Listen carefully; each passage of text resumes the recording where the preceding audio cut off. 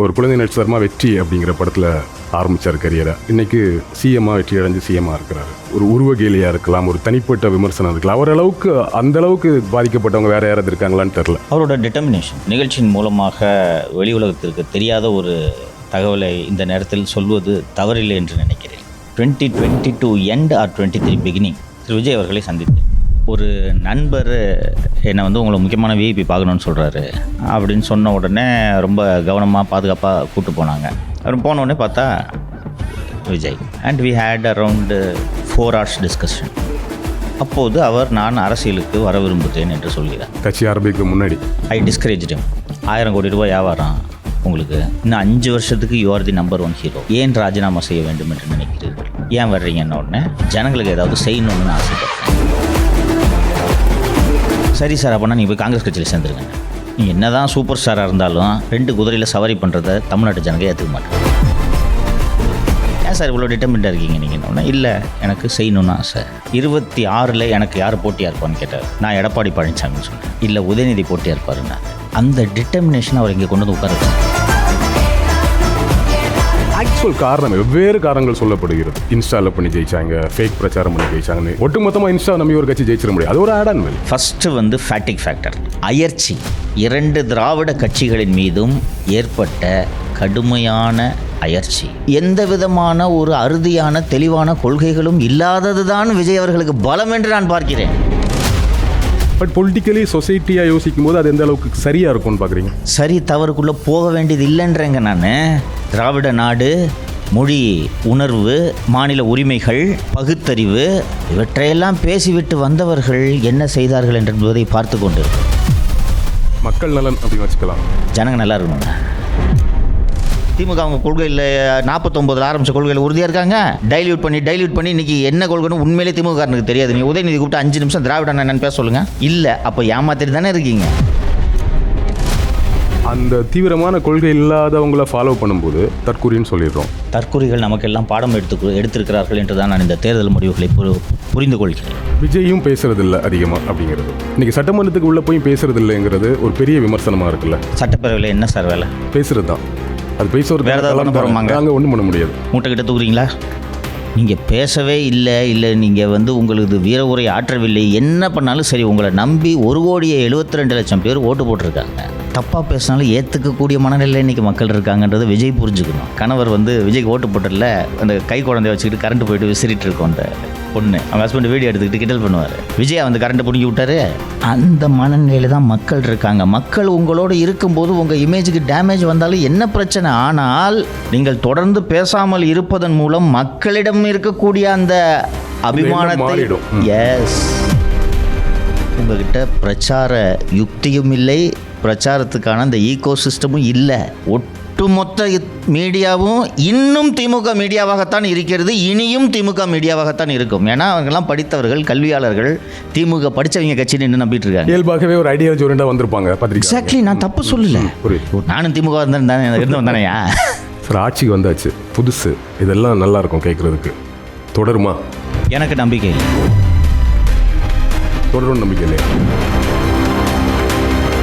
இந்த ஆட்சி இயற்கைக்கு விரோதமாக ஆட்சி நடைபெற்று கொண்டது. Ramraj cotton culture of India presents C Joseph Vijay ஒரு பேரே வரலாறு. Special title sponsor Max Gold, cash for gold, call 04445454545. A special birthday celebration. Powered by doctor Sreevarma Wellness, அனைத்து நோய்களுக்குமான ஆயுர்வேத மருத்துவம். Poorvika, India's largest tech and appliances omni channel retailer. Jayachandran, எல்லாமே இருக்கு, நல்லாவே இருக்கு. சிஎம்மோட பிறந்த நாள் ஜூன் 22. ஒரு பேரே வரலாறு அப்படிங்கிற தலைப்பில் இந்த நிகழ்ச்சியை பண்ணுறோம். கெஸ்ட்டாக வந்ததுக்கு நன்றி, மகிழ்ச்சி. நிறைய பேசணும் அவரோட பாலிடிக்ஸ் பற்றி எல்லாமே. பட் ஒரு முதல் படம் ஒரு குழந்தை நட்சத்திரமா வெற்றி அப்படிங்கிற படத்தில் ஆரம்பித்தார் கரியரை. இன்றைக்கி சிஎம்மாக வெற்றி அடைஞ்சு சிஎம்மாக இருக்கிறாரு. ஸோ ஹீரோவாகவே ஒரு 35 வருஷம் சினிமா கரியர். ஒரு உருவகேலியாக இருக்கலாம், ஒரு தனிப்பட்ட விமர்சனம் இருக்கலாம். அவர் அளவுக்கு அந்த அளவுக்கு பாதிக்கப்பட்டவங்க வேறு யாராவது இருக்காங்களான்னு தெரில. இல்லை, பர்சனல் விமர்சனம் நிறைய, எஸ்பெஷலி அவரோட லுக்கை பற்றி, அவரோட திறமைகள் பற்றி. இவ்வளோ ஸ்ட்ரகிள் எல்லாம் தாண்டி வந்து அந்த உச்சத்துக்கு போகிறதுன்னு ஒன்று இருக்குல்ல. நீங்கள் அதுலேருந்து ரிசீவ் பண்ணிக்கிட்ட விஷயம் என்னவா இருக்குது? அவரோட டிட்டர்மினேஷன். இந்த நிகழ்ச்சியின் மூலமாக வெளி உலகத்திற்கு தெரியாத ஒரு தகவலை இந்த நேரத்தில் சொல்வது தவறில்லை என்று நினைக்கிறேன். 2022 எண்ட் ஆர் 23 பிகினிங் திரு விஜய் அவர்களை சந்தித்தேன். ஒரு நண்பர் என்னை வந்து உங்களை முக்கியமான விஐபி பார்க்கணுன்னு சொல்கிறாரு அப்படின்னு சொன்ன உடனே ரொம்ப கவனமாக பாதுகாப்பாக கூப்பிட்டு போனாங்க. எனக்கு ஒரு விஜய் வீட்டுக்கெலாம் நான் போனதில்லை, பணையும் இருக்குது. ஸோ போகிறது வரைக்கும் எனக்கு யாருக்கும் தெரியல. அங்கே வீட்டுக்கு போய் கூட இது விஜய் வீட்டுன்னு தெரியாது எனக்கு. ஓகே, இருங்க யார் சார் சொல்லுங்கள் சார், இருங்க கொஞ்சம் இருங்க. அவர் போனோடனே பார்த்தா Vijay. And we had around 4 hours discussion. அப்போது அவர் நான் அரசியலுக்கு வர விரும்புகிறேன் என்று சொல்கிறார். ஓகே, கட்சி ஆரம்பிக்கிறது முன்னாடி. ஐ டிஸ்கரேஜ்டு. 1000 கோடி ரூபாய் வியாபாரம் உங்களுக்கு, இன்னும் 5 வருஷத்துக்கு you are the number 1 hero. ஏன் ராஜினாமா செய்ய வேண்டும் என்று நினைக்கிறீர்கள்? ஏன் அதை விட்டு விலக வேண்டும், திரையுலகை விட்டு வர வேண்டும் என்று நினைக்கிறீர்கள்? இன்னும் 5 வருஷத்துக்கு கண்ணு கட்டின தூரம் வரைக்கும் உங்களுக்கு காம்படிட்டர் கிடையாது. ஒரு உங்களை விட திறமையான ஸ்டார் ஒருத்தர் வந்தாலும் அவர் பில்டு பண்ணி உங்களை பீட் பண்ணுறதுக்கு it will take minimum of 5 years. ஏன் வர்றீங்கன்ன உடனே ஜனங்களுக்கு ஏதாவது செய்யணுன்னு நான் ஆசைப்பட்றேன். சரி சார், அப்போனா நீங்கள் போய் காங்கிரஸ் கட்சியில் சேர்ந்துருங்கண்ணே. ஓகே, ராகுல் காந்தி உங்களுக்கு நண்பர். உங்களை முதலமைச்சர் வேட்பாளராக அறிவிப்பதில் காங்கிரஸ் கட்சிக்கு தயக்கம் இருக்காது. 26 நீங்கள் சிஎம் பண்ணுங்கண்ணே. இல்லை நான் தனியாக பண்ணணும்னு ஆசைப்பட்றேன். அப்படின்னா நீங்கள் சினிமா விடணும் அப்படின்னு. நீங்கள் என்ன தான் சூப்பர் ஸ்டாராக இருந்தாலும் 2 குதிரையில் சவாரி பண்ணுறத தமிழ்நாட்டு ஜனங்க ஏற்றுக்க மாட்டாங்க. விடுறேன், இன்னும் ஒரு படம் இருக்குது, விடுறேன். ஏன் சார் இவ்வளோ டிட்டர்மெண்ட்டாக இருக்கீங்க நீங்கள்? இல்லை, எனக்கு செய்யணுன்னு ஆசை. 26 எனக்கு யார் போட்டியாக இருப்பான்னு கேட்டார். நான் எடப்பாடி பழனிசாமின்னு சொன்னேன். இல்லை உதயநிதி போட்டியாக இருப்பாருன்னாரு. இல்லை சார், உதயநிதி உங்களுக்கு போட்டியாக இருக்கிறதுக்கு வாய்ப்பு இல்லை. உதயநிதி முதலில் உழைப்பாளி அல்ல, எடப்பாடி உழைப்பாளி. உதயநிதி பணக்கார வீட்டில் வளர்ந்த செல்லப்பிள்ளை, எடப்பாடி கிரவுண்டில் இருந்து வந்த உழைப்பாளி. அவர் தான் உங்களுக்கு போட்டியாக இருப்பார்னோடனே இல்லை உதயநிதி தான் போட்டினார். அந்த டிட்டர்மினேஷன் அவர் இங்கே கொண்டு வந்து உட்கார வச்சுருக்கு. அதை அவர்கிட்ட கற்றுக்கணும்னு நினைக்கிறேன். இப்போ ஒரு ஜேர்னலிஸ்ட் அப்படிங்கிற இதில் உங்களை கூப்பிட்டுட்டு டிஸ்கஸ் பண்ணுறாரு. நீங்கள் என்ன சொல்கிறீங்க? இல்லை வேணாம் அப்படின்றீங்க. ஏன்ற எனக்கு புரியவே இல்லை. எதுக்கு இந்த தேவையில்லாத வேலைன்றீங்க? இவ்வளோ உயரத்தில் இருக்கிறீங்க, அதை விட்டுட்டு ஏன் சார் வரீங்க? ஆமாம் ஆமாம். ஆனாலும் அவரோட முடிவை தீர்க்கமாக சொல்கிறது இருக்குல்ல. ஸோ அதை எப்படி என்ன கன்வின்ஸ் பண்ணுறாரு? அதுதான் சொல்கிறேன். இப்போ நம்ம என்ன பண்ணுவோம், இப்போ நான் உங்களை கூப்பிட்டு ஒன்று கேட்குறேன்னா நீங்கள் சொல்கிற கருத்தை தான் பெரும்பாலும் அக்செப்ட் பண்ணுற மனநிலையில் தான் உங்களை கூப்பிடுவேன். பட் நம்மளை கூப்பிட்டு கேட்குறாரு, பட் அவரோட முடிவில் தெளிவாக இருக்கார். அதை கரெக்டு தான், அவர் முடிவு கூட கரெக்டு தாங்கிற முடிவுக்கு நம்மளை மாற்றுறது இருக்குல்ல. அந்த தன்மை எப்படி புரிஞ்சுக்கிறது? அவரோட டிட்டர்மினேஷன் தான் அதுலேயும் நம்ம ட்ரா பண்ண வேண்டிய விஷயம். பாருங்கள், என்னோட முடிவு, உங்கள் கருத்தை கேட்குறேன், என்ன கன்வின்ஸ் பண்ணிட்டார்ல. நான் அப்போ அதை கேட்டார் போல் அதற்கு பிறகு பேசினேன். தென் அரசியலுக்கு வரதா இருந்தால் நான் ஒரு ரூட்டு சொல்கிறேன், இந்த ரூட்டை தான் போவேன்றாரு. தென் அவரோட டிட்டர்மினேஷனை புரிஞ்சுக்கிட்டு அதுக்கு என்ன பண்ணணுன்றதை நான் பேச ஆரம்பிச்சிட்டேன். அப்போது அந்த முடிவில் இட் இஸ் ரிஸ்கி. அதை சொல்லிடுறேன் விஷயம். இது ரிஸ்கி. அதாவது என்னென்னா, வெற்றி பெற்றவர்கள் சொல்வதெல்லாம் வேதவாக்கு, அதான் வரலாறு. வெற்றி பெற்றவர்கள் எழுதுவது தான் வரலாறு. பல தலைவர்கள், நான் இந்த நேரத்தில் பெயரை குறிப்பிட விரும்பல, பல தலைவர்கள் பிடிவாதமாக இருந்திருக்கிறார்கள். அவர்களின் முடிவு சரியாக அமைந்து வெற்றி பாதையில் அவர்கள் சென்றார்கள் என்றால் வரலாற்றில் அவர்கள் பெயர் எழுதப்படும். அந்த உறுதியான முடிவு தோல்விக்கு இட்டு சென்றால் எவ்வளவோ சொன்னீங்க, சரியான புரியாதான், வீணாக போயிட்டாங்க அப்படின்வாங்க. ஸோ அது ஒரு ரிஸ்க்கு. அந்த ரிஸ்க்கை தெரிஞ்சு எடுத்தார் அவர். அவரோட ஜட்ஜ்மெண்ட் கரெக்டு, அவர் நம்பிக்கையாக இருந்தார், உறுதியாக இருந்தார். பட் ஆக்சுவல் காரணம் வெவ்வேறு காரணங்கள் சொல்லப்படுகிறது. இல்லை இன்ஸ்டாவில் பண்ணி ஜெயிச்சாங்க, ஃபேக் பிரச்சாரம் பண்ணி ஜெயிச்சாங்கன்னு காரணம் நிறைய இருக்குது. பட் இந்த காரணங்கள் எல்லாம் ஓரளவுக்கு கொஞ்சம் உண்மைகள் இருந்தால் கூட நான் அதெல்லாம் ஆட் ஆன் வேல்யூவாக பார்ப்பேன். ஒட்டுமொத்தமாக இன்ஸ்டா நம்பி ஒரு கட்சி ஜெயிச்சிட முடியாது. அது ஒரு add on value. Social media பிரச்சாரங்கிறது ஒரு add on value. Fair enough. So அப்போது ஆக்சுவல் ரீசன் என்னன்னு ஒன்று இருக்குல்ல, அதை விவரிக்க முடியுமா? உங்களால் புரிஞ்சுக்க முடிஞ்சதா? ஆக்சுவல் ரீசனை யாராலும் டீகோட் பண்ண முடியாது என்பது தான் உண்மை. சரிங்களா? நான் அவதானித்த சில விஷயங்களை சொல்கிறேன். நான் ஃபஸ்ட்டு ஃபேட்டிக் ஃபேக்டர், அயற்சி. 2 திராவிட கட்சிகளின் மீதும் ஏற்பட்ட கடுமையான அயற்சி. ஆல்ரைட், திமுக நீ போகணும், வி ஆர் கன்வின்ஸ்ட். மக்கள் நினைத்தது திமுக போகணும், வி ஆர் கன்வின்ஸ்ட். இது ஒரு மோசமான கட்சி, உள்ளபடியே இது தீய சக்தி, இவர்கள் வரக்கூடாது. ஆனால் அண்ணா திராவிட முன்னேற்றக் கழகம் அதற்கு மாற்று அல்ல. தமிழக வெற்றி கழகம் என்ற ஒரு ஃபேக்டர், ஒரு கூறு, ஒரு பவர் இல்லாமல் இருந்திருந்தால் நாங்கள் அண்ணா திராவிட முன்னேற்றக் கழகத்திற்கு வாக்களித்திருப்போம். ஏனென்றால் இந்த தேர்தலில் திராவிட முன்னேற்றக் கழகம் ஆட்சிக்கு வரக்கூடாது என்பதில் நாங்கள் தெளிவாக இருக்கிறோம். தப்பித்தவறி கூட வரக்கூடாது, இல்லைன்னா குளத்தூரில் தோற்றுருக்க மாட்டார் அவர். ஆனால் அதிமுக அதற்கு மாற்று அல்ல. அப்போது ஒருத்தர் வர்றாரு, ஒழுங்காக பிரச்சாரத்துக்கு கூட வரமாட்டேங்கிறாரு. என்ன கொள்கைன்றது அவருக்கும் புரியல, எங்களுக்கும் புரியல. ஆனால் இவங்க 2 பேரும் வேணாங்க. சரி, ஏன்ப்பா அவரை சூஸ் பண்ணுறீங்க? கொடுத்து பார்ப்போம். நீங்கள் இவ்வளோ நாள் 60 வருஷமாக நீங்கள் பண்ணீங்கல்ல, நல்லதும் பண்ணியிருக்கீங்க, கெட்டது நிறைய பண்ணியிருக்கீங்க. புதுசாக ஒருத்தர் வர்றாரு, பார்ப்போமே என்ன தான் பண்ணுறான்னு பார்ப்போம். ஸோ அந்த தன்மை தான் இல்லையா, அந்த எண்ணம் தான் வெற்றிக்கான காரணம். எந்த விதமான ஒரு அறுதியான தெளிவான கொள்கைகளும் இல்லாதது தான் விஜய் அவர்களுக்கு பலம் என்று நான் பார்க்கிறேன். பட் பொலிட்டிக்கலி சொசைட்டியாக யோசிக்கும் போது அது எந்த அளவுக்கு சரியாக இருக்கும்னு பார்க்குறீங்க? சரி தவறுக்குள்ளே போக வேண்டியது இல்லைன்றேங்க நான். திராவிட நாடு, மொழி உணர்வு, மாநில உரிமைகள், பகுத்தறிவு, இவற்றையெல்லாம் பேசிவிட்டு வந்தவர்கள் என்ன செய்தார்கள் என்பதை பார்த்து கொண்டிருக்கிறோம். அதை ஒழிப்பது மட்டும்தான் எங்களது லட்சியம், கொள்கை என்று தொடங்கப்பட்ட அண்ணா திராவிட முன்னேற்றக் கழகம் ஒன்றே குலம் ஒருவன தேவன் என்றெல்லாம் சொன்னார்கள். அவர்கள் என்ன செய்கிறார்கள் என்பதை பார்த்து கொண்டிருக்கிறோம். இடதுசாரிகள் சமதர்ம சமுதாயத்தை அமைக்கப் போகிறோம் என்று சொன்னவர்கள் என்ன செய்கிறார்கள் என்பதை நாங்கள் பார்த்து கொண்டிருக்கிறோம். அல்டிமேட்லி ஒரு கொள்கை தான் ஒரு தலைவனுக்கு இருக்கணுன்றேன் நான். எந்த கொள்கையும் வேணாம். விஷன் மக்கள் நலன் அப்படின்னு வச்சுக்கலாம். ஜனங்க நல்லா இருக்கணுங்க. எம்ஜிஆர் கிட்டத்தட்ட வெற்றி பெற்றதுக்கு ஒரு காரணம் இதுதான். அவருக்கு ஏன்பா உங்களை மாதிரி தமிழில் எனக்கு பேச தெரியாதுப்பா, ஒரு மொழி வளத்தோடு ரொம்ப வளமையான தமிழில், அழகான தமிழில் மேடையில் என்னால் உரையாற்ற முடியாது. அவனுக்கு பசிக்குது, சோறு போடணும் என்பது எனக்கு தெரியும். அதை நான் பண்ணுறேன். அண்டு கிட்டத்தட்ட இந்த காங்கிரஸ் ஐடியாலஜி மாதிரி ஒரு லூஸ் ஐடியாலஜி, ஸ்ட்ரிக்டாக ரிஜிடாக எதுவும் இல்லை. அந்தந்த நேரத்திற்கு முடிவுகளை எடுத்துக்கொள்வது. அது மக்கள் நலன் சார்ந்து அந்த முடிவுகளை எடுத்தால் எனக்கு என்ன பிரச்சனை? ஒரு பிரச்சனை வருது, அந்த பிரச்சனையில மக்கள் பக்கம் நின்று முடிவு எடுத்தீங்கன்னா நோ ப்ராப்ளம். இன்னைக்கு என்ன நிலைப்பாடு? அவ்வளோதான். திமுக அவங்க கொள்கையில் 49 ஆரம்பிச்ச கொள்கையில் உறுதியாக இருக்காங்க. டைல்யூட் பண்ணி இன்னைக்கு என்ன கொள்கைன்னு உண்மையிலே திமுகனுக்கு தெரியாது. நீ உதயநிதி கூப்பிட்டு 5 நிமிஷம் திராவிட என்னன்னு பேச சொல்லுங்க. இல்லை, அப்போ ஏமாத்திட்டு தானே இருக்கீங்க. இதுதான் விஜயோட வெற்றிக்கு காரணம்னு நான் பார்க்குறேன்.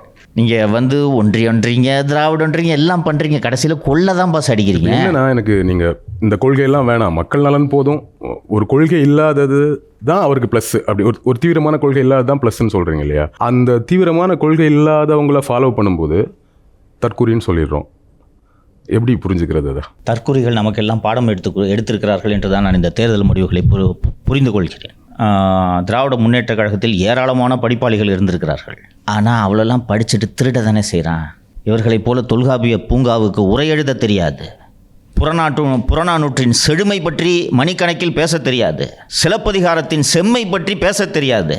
ஆனால் ஜனங்களுக்கு நல்லது பண்ணணும்னு தெரிஞ்சால் போதும் பாஸ். இப்போது இந்த சொன்னீங்கள்ல, அந்த அளவுக்கு தமிழ் உரை வேணாம் பேச்சு, எம்ஜிஆர் சொன்னீங்கள்ல, விஜயும் பேசுறதில்ல அதிகமாக அப்படிங்கிறது ஃபைன். அது கட்சி ஆரம்பிக்க முன்னாடி வரைக்கும், எலெக்ஷனுக்கு முன்னாடி வரைக்கும் எல்லாம் ஒத்துக்கிட்டோம். இன்றைக்கி சட்டமன்றத்துக்கு உள்ளே போய் பேசுறது இல்லைங்கிறது ஒரு பெரிய விமர்சனமாக இருக்குல்ல. ஆஃப்டர் சிஎம் இந்த அவரோட அணுகுமுறை எப்படி பார்க்குறேன்? எஸ்பெஷலி இன்னும் அதிகம் பேசாமலே இருக்கிறது. பேசித்தான் ஆக வேண்டும். சட்டப்பேரவையில் என்ன சார் வேலை? பேசுகிறது தான். அது பேசுறது வேறு ஏதாவது அங்கே ஒன்றும் பண்ண முடியாது. மூட்டை கிட்ட தூக்குறீங்களா? எதுக்கு அந்த கட்டடம் சீட்டு கிட்டலாம் போட்டு வச்சுருக்காங்க? அந்த சீட்டு மட்டும் இல்லை, எல்லா சீட்டுக்கு முன்னாடி மைக் இருக்கா? மைக் எதுக்குது? பேசுறது தான். அப்போ மைக்கை முன்னாடி வச்சு நான் பேச மாட்டேன்னு சொன்னீங்கன்னா how long this will go? அந்த உங்கள் நிகழ்ச்சி வாயிலாகவே முதல்வர் அவர்களுக்கு பிறந்தநாள் வேண்டுகோள் ரொம்ப அழகாக சொன்னீங்க. பிறந்தநாள் வேண்டுகோளாகவே நான் இதை வைக்கிறேன். உங்களை விட மாட்டாங்க. நீங்கள் இன்னும் அவரோட ஆட்சியை பற்றிலாம் கேட்டிங்கன்னா நான் இன்னும் விரிவாக பேசுகிறேன். உங்களை விட மாட்டாங்க. பேசாமல் இருப்பது உங்களுக்கு ஒரு ஆப்ஷன் இல்லை. ஒரு அரசியலுக்கு, ஒரு ஜென்ரலாக ஒரு பப்ளிக்கில் இருந்து அரசியலுக்கு சிஎம்மான நபர் இல்லை. ஆல்ரெடி ஒரு பெரிய ஸ்டார்டமோட ஒரு இமேஜோட வர்றவங்களுக்கு ஒரு இமேஜ் கான்சியஸ் இருக்கும். நேரடி அரசியல் வர்றவங்க நம்மளுக்கு தெரியும், அடிச்சு நொறுக்கி வருவாங்க. அவங்களுக்கு அந்த இமேஜ் பற்றிலாம் கவலை கிடையாது. அரசியல் தான், இமேஜ் பற்றி ஒரி பண்ண மாட்டாங்க இல்லையா? பட் விஜய் அவர்களுக்கு ஆல்ரெடி இருக்கிற இமேஜ் இருக்குல்ல. ஸோ அந்த இமேஜ் ஒரு ப்ராப்ளமாக நம்ம புரிஞ்சுக்கலாம். எங்கேயாச்சும் நம்ம பேசுகிறதோ இல்லை நம்ம உரையாடுவதோ நம்ம இமேஜ் ஒரு டவுன் பண்ணிவிடுமோங்கிற ஒரு கான்சியஸும் இருக்கும். இது எப்படி தோணுன்னா, விஜயை பார்க்குறது ஈஸி, விஜயா வாழ்றதுன்னு ஒன்று இருக்குல்ல, அது கொஞ்சம் கஷ்டமான விஷயம்னு புரிஞ்சுக்கணும் இல்லை? அதனால இந்த கான்சியஸோட இருக்காரா? சரிங்க. இப்போ உங்கள் இமேஜுக்கு ஏதாவது சேதாரம் ஏற்பட்டு விட்டால் அடுத்த தீபாவளி ரிலீஸுக்கான உங்கள் படத்தின் வசூல் குறைந்து விட போகிறதா? இல்லை, இனிமேல் அந்த ப்ராப்ளம் இல்லை. இல்லை, அப்புறம் ஏன் கவலைப்படுறீங்க? நீங்கள் பேசவே இல்லை நீங்கள் வந்து உங்களுக்கு வீர உரை ஆற்றவில்லை, என்ன பண்ணாலும் சரி உங்களை நம்பி 1,72,00,000 பேர் ஓட்டு போட்டிருக்காங்க. தப்பாக பேசினாலும் ஏற்றுக்கக்கூடிய மனநிலையில் இன்றைக்கி மக்கள் இருக்காங்கன்றதை விஜய் புரிஞ்சுக்கணும். இதான் இப்போ இஷ்யூஸ் இருக்கும்போதே இல்லை ஒரு புதுசு நம்ம டைம் கொடுக்கலாங்கிற ஒரு மைண்ட் செட் இருக்கும். மக்கள் சொல்கிறாங்க இந்த அரசியல் கட்சிகளை விடுங்க, மக்களோட மைண்ட் செட் இருக்கும்போது மக்கள் இருக்காங்க. அந்த ஒரு வீடியோ ரொம்ப வைரலாச்சு, நீங்கள் அதை பார்த்துருப்பீங்க. கணவர் வந்து விஜய்க்கு ஓட்டு போட்டதில் அந்த கை குழந்தைய வச்சுக்கிட்டு கரண்ட் போயிட்டு விசிறிட்டு இருக்கோம் அந்த பொண்ணு. அவங்க ஹஸ்பண்ட் வீடியோ எடுத்துக்கிட்டு கிண்டல் பண்ணுவார். விஜய் வந்து கரண்ட்டை பிடிங்கி விட்டார். அந்த மனநிலையில் தான் மக்கள் இருக்காங்க. மக்கள் உங்களோடு இருக்கும்போது உங்கள் இமேஜுக்கு டேமேஜ் வந்தாலும் என்ன பிரச்சனை? ஆனால் நீங்கள் தொடர்ந்து பேசாமல் இருப்பதன் மூலம் மக்களிடம் இருக்கக்கூடிய அந்த அபிமானத்தை ரொம்ப நாள் மக்கள் பொறுமையாக இருக்க மாட்டாங்க. ஏன்னா உங்ககிட்ட பிரச்சார யுக்தியும் இல்லை, பிரச்சாரத்துக்கான அந்த ஈகோ சிஸ்டமும் இல்லை. ஒட்டுமொத்த மீடியாவும் இன்னும் திமுக மீடியாவாகத்தான் இருக்கிறது, இனியும் திமுக மீடியாவாகத்தான் இருக்கும். ஏன்னா அவங்கெல்லாம் படித்தவர்கள், கல்வியாளர்கள், திமுக படித்தவங்க கட்சின்னு இன்னும் நம்பிட்டு இருக்காங்க. இயல்பாகவே ஒரு ஐடியாலஜி ஓரியண்டா வந்திருப்பாங்க. எக்ஸாக்ட்லி, நான் தப்பு சொல்லல. நானும் திமுக இருந்தவன் தானேயா? கரெக்டு தான். என்ன ஸோ அதை நீங்கள் ஓவர் நைட்டில் மாற்ற முடியாது. அண்டு திரு எம்ஜிஆர் அவர்கள் கட்சி தொடங்கிய போது கோமாளி என்று கருணாநிதி விமர்சனம் சொன்னபோது அது எடுபட்டது, நினைவிருக்கிறதா? கோமாளி கூத்தாடின்ற விமர்சனம் அவர் வச்சது காரணம், நான் படித்த பண்டிதன், நீ கூத்தாடி கூத்தில் நடிச்சுக்கிட்டு இருந்துட்டு இன்றைக்கி என்ன சிஎம் சாரில் வந்து உட்காந்துட்டியான்னா அந்த விமர்சனத்தின் துணியை பாருங்கள். எம்ஜிஆர் சொன்னது எனக்கு ஞாபகம் வருது. ஏடிஎம்கே எம்ஜிஆர் ஆரம்பித்தது கிட்டத்தட்ட ஏடிஎம்கே முடிச்சிட்டார் விஜய், அவ்வளோதான். முடித்து கொண்டே இருக்கிறாருங்கிறது ஒன்று எப்படி புரிஞ்சுக்கிறது? பாசிட்டிவாக எடுத்துக்கிறதா? இன்றைக்கி வந்து கிட்டத்தட்ட ஒரு கட்சியை காலி பண்ணக்கூடிய வேலை நடந்துட்டு இருக்குன்னு நம்ம புரிஞ்சுக்கணும் இல்லையா? தெரியுது அது அவர் பண்ணுறாரு இல்லையோ, டிஃபால்ட்டாகவே ஜெயிச்சுட்டாங்க. இப்போ கம்யூனிஸ்டே ஒருத்தர் போயிட்டார், அப்புறம் என்ன ஏடிஎம்கே ஆட்கள் போகிறதுக்கு? ஸோ ஒன்று போய் உங்களையும் மகேந்திரனோட நகர்வு உறுத்தி இருக்குன்னு நான் புரிஞ்சுக்கிறேன். எல்லாரையுமே தாமரை ஆசிரியர். ஆமாம். ஸோ அவரே போயிட்டதுனால ஏடிஎம்கேலேருந்து போகிறவங்களுக்கு ஒன்றும் பெரிய ப்ராப்ளம் இல்லை, அவர்களாக கூட போகலாம். இதை விஜய் தான் பண்ணுறாரு, நான் சொல்ல வரல. விஜய் பண்ணலை, அதையும் நான் சொல்கிறேன். ஓகே விஜய் பண்ணலை, இவர்களாகத்தான் சொல்கிறேன். விஜய் தரப்பிலிருந்து உள்ளபடியே விஷன் நீங்கள் அதிமுக மாவட்ட செயலாளராக வாங்க என்று அழைப்பு கூட இல்லை, தானாக செல்கிறார். இது நீங்கள் கவலையோடு இதை பார்க்குறீங்கன்னு நான் புரிஞ்சுக்கிறேன். விஷன் வரலாற்றில் முதல் முறையாக இந்தியாவில் ஒரு மாநிலத்தில் கூட செங்கோடி இயக்கம் ஆட்சியில் இல்லை. அதுக்கு என்ன பண்ண முடியும்? நல்ல கட்சி தான். இன்னும் சண்முகம் போன்ற அற்புதமான தோழர்கள் இன்னும் இருக்கிறார்கள். டீயை குடிச்சிக்கிட்டு முழு நேர ஊழியராக இன்னும் பல பேர் சுற்றிட்டு இருக்காங்க. நல்ல கட்சி தான். என்ன பண்ண முடியும்? கால ஓட்டத்தில் இத்தகைய மாற்றங்கள் நடந்தே தீரும். அதை சங்கரோ விஷனோ இல்லை யார் நினைத்தாலும் தடுக்க முடியாது. நிறைய விஷயம் பேசணும் இல்லையா? நம்ம அவர் பிறந்தநாள் அப்படிங்கிறத எங்கள் உட்காந்து துதிப்பாடல என்ன அப்படிங்கிறத பேசிகிட்டு இருக்கோம். That's what I like you. Fine, thank you. So ஒரு பாசிட்டிவான விஷயத்தை கேட்கணும்னு நினைக்கிறேன். ஆட்சிக்கு வந்ததுக்கு பிறகு வெளியிருந்து பார்க்கிற அரசியலில் என்ன நடக்குது, நியூஸை பார்த்து கற்றுக்கிறது தெரிஞ்சுக்கிறது வேற, உள்ளுக்குள்ளே என்ன நடந்துட்டு இருக்கு அப்படிங்கிறது நமக்கு தெரியும். உங்களுக்கு அதிகமாக தெரியும் அந்த ஏரியாவில் என்னென்ன பாசிட்டிவ் சேஞ்சஸ் நடந்துட்டுருக்கு. 2 கட்சிக்கு மாற்றாக கொண்டு வந்து உட்கார வச்சாச்சு மக்கள். என்ன நல்ல சேஞ்சஸ் நடந்திருக்கு? நினைத்து பார்க்க முடியாத மாற்றங்கள் நடந்து கொண்டிருக்கிறது. நான் இந்த மிக இளவயதில் லஞ்ச ஒழிப்புத்துறையில் சேர்ந்ததுனாலும் இளவயதிலேயே கம்யூனிஸ்ட் கட்சியில் சேர்ந்ததுனாலும் இந்த ஊழல் எனக்கு பெரிய சிக்கல். புரிதல் இல்லாமல் மாநகராட்சியில் இருசக்கர வாகனம் நிறுத்தும் இடத்தில் 50 பைசா கொடுத்துட்டு அவன் டோக்கன் கொடுக்கலன்னு சண்டை போட்டிருக்கேன் 10 நிமிஷம். அவன்கிட்ட நீ ஏமாத்துறியா, மிஸ்அப்ரோப்ரியேஷன் பண்ணுற. இப்படித்தான் நான் வாழ்க்கையை பார்க்க தொடங்கினேன். அரசு அலுவலகங்களிலும் அரசு துறைகளிலும் லஞ்சம் மற்றும் ஊழலை ஒழிக்கவே முடியாது என்ற ஒரு முடிவுக்கு நான் வந்திருந்தேன். அது புரியோடி போய்விட்டது, அதை ஒன்றும் பண்ண முடியாது, அவ்வளோதான். எங்ககிட்ட என்னையா ஊழல் இருக்குன்னு கேட்டால் உங்களுக்கு கொடுக்கறதுக்கு தான் வாங்குறான் கேட்குறீங்கல்ல அப்படின்றாங்க. இவங்க கேட்டால் சம்பாதிக்கிறத தானே கொடுக்குறான், அவங்க காசியாக கொடுக்குறான் அப்படின்றாங்க. இதுக்கு எங்கே எண்டு? இதை உடச்சி போட்டுட்டு இந்த கட்சி ஆட்சிக்கு வந்திருக்குது. எனது ஒரு வாகனத்தை பெயர் மாற்றம் செய்யணும், ஒரு காரு பெயர் மாற்றம் செய்யணும். அதை பண்ணுற அந்த நண்பர்கிட்ட, எப்போ தம்பி போய் ஆர்டி ஆஃபீஸில் காசு கொடுக்காத, விஜிலன்ஸில் எனக்கு தெரிஞ்ச அதிகாரிகள் இருக்கிறாங்க, இப்போ கூட இயக்குனரே தெரிஞ்சவர் தான், அதனால் அங்கேருந்து நான் ஃபோன் பண்ணி ஆர்டி ஆஃபீஸ்க்கு பேச சொல்கிறேன், அதனால் காசு கொடுக்காதப்பா அப்படின்னு சொல்லும்போது, அண்ணா இப்போல்லாம் வாங்குறது இல்லைண்ணா. என்னையா சொல்கிறேன்னு, அண்ணா வாங்குறது நான் பயப்படுறாங்க என்று சொல்கிறார். பத்திரப்பதிவுத்துறை எனக்கு தெரிந்து இந்த மாலதி லஞ்சம் கொடுத்துருக்காங்க.